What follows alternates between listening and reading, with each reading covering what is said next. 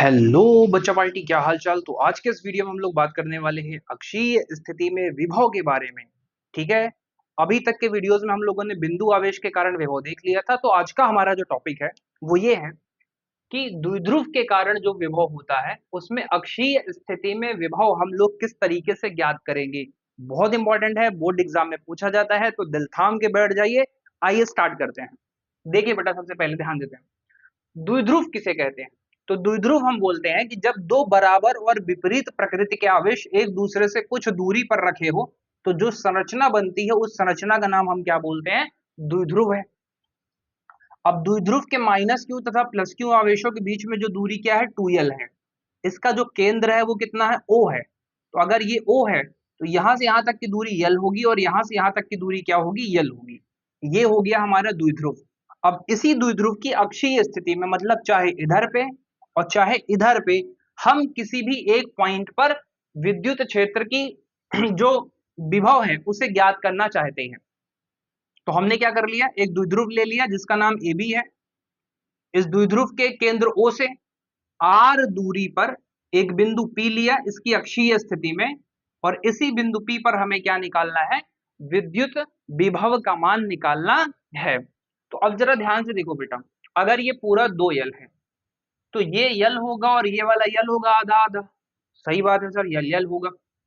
O से लेकर के P तक की दूरी अगर r है और ये यहां से यहां तक की दूरी l है, तो ये पूरी दूरी कितनी होगी। तो आप बोलोगे सर ये पूरी दूरी अगर r है तो इसमें से l वाला हिस्सा काट देंगे तो ये दूरी हमें पता चल जाएगी जो कि होगी r माइनस l। इसी तरीके से अगर हमें यहां से यहां तक की दूरी निकालनी होगी तो यहां से यहां तक की जो दूरी होगी वो कितनी हो जाएगी। तो आप बोलोगे सर यहां से यहां तक की दूरी कितनी है, यहां से यहां तक की दूरी r है और यहां से यहां तक की दूरी l है, मतलब यहां से यहां तक की जो दूरी होगी वो r प्लस l हो जाएगी, पूरी की पूरी दूरी यहां तक की। बताओ यहां तक किसी को दिक्कत नहीं है ना।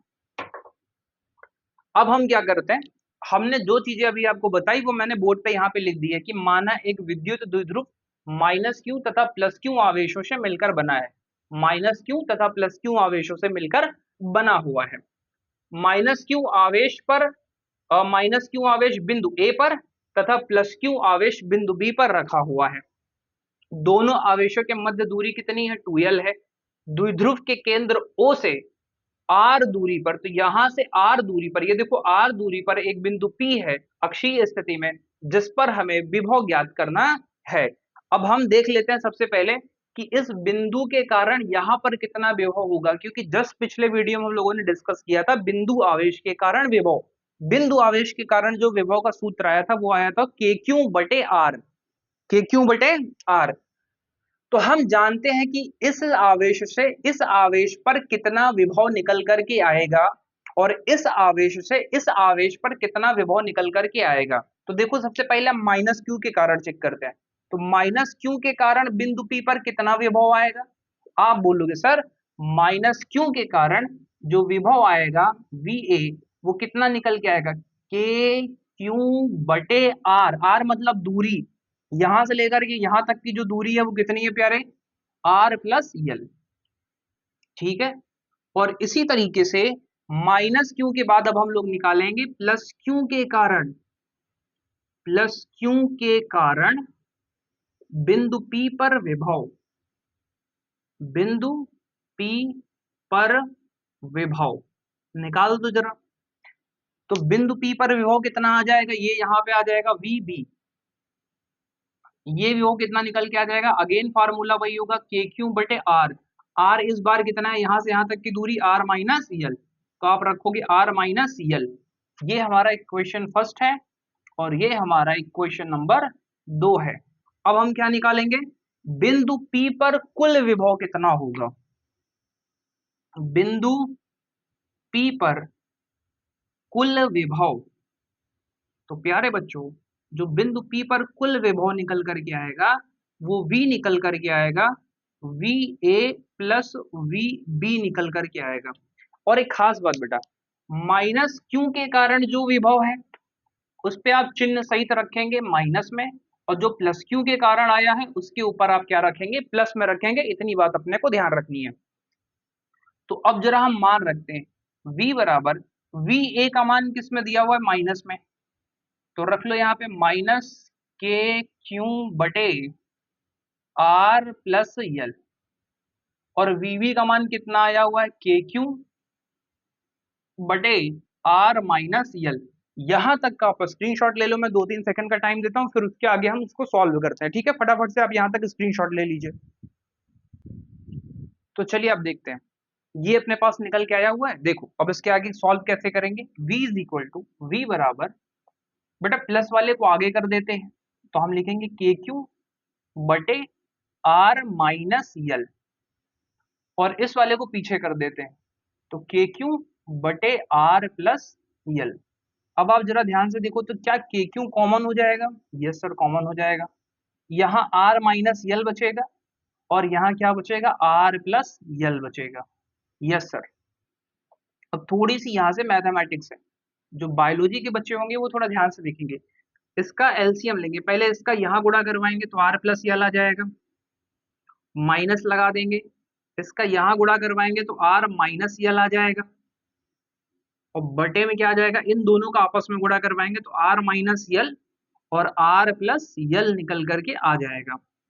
अब देखो ध्यान से क्या होगा, v is equal to K Q into R plus L minus R minus minus क्या हो जाएगा, प्लस में यल बटे A minus B, A plus B का फॉर्मूला होता है A square minus B square, R से आर यहां से जाएगा कट, तो अपने पास आ जाएगा v बराबर के क्यू इंटू यल, और यल मिलकर के हो जाएगा 2l, और बटे में आ जाएगा R square minus L square आ जाएगा, ठीक है, R square minus L square.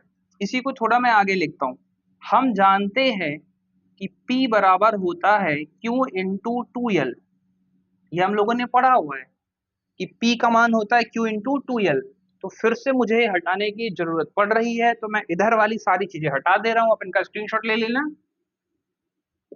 देख,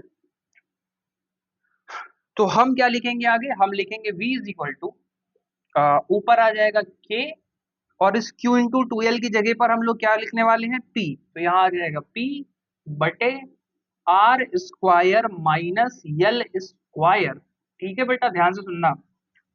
अब R square minus L square का क्या मतलब हुआ, ये तो अपने पास फॉर्मूला निकल करके आ गया, एक फॉर्मूला है ना। अब यहां से आगे हम लोग कैसे बढ़ा सकते हैं गाड़ी, अगर अगर आर बहुत दूर हो, मतलब आर का मान बहुत ज्यादा ही बड़ा हो किससे, यल से, तो उस स्थिति में हम यल का मान क्या मान सकते हैं, 0 मान सकते हैं।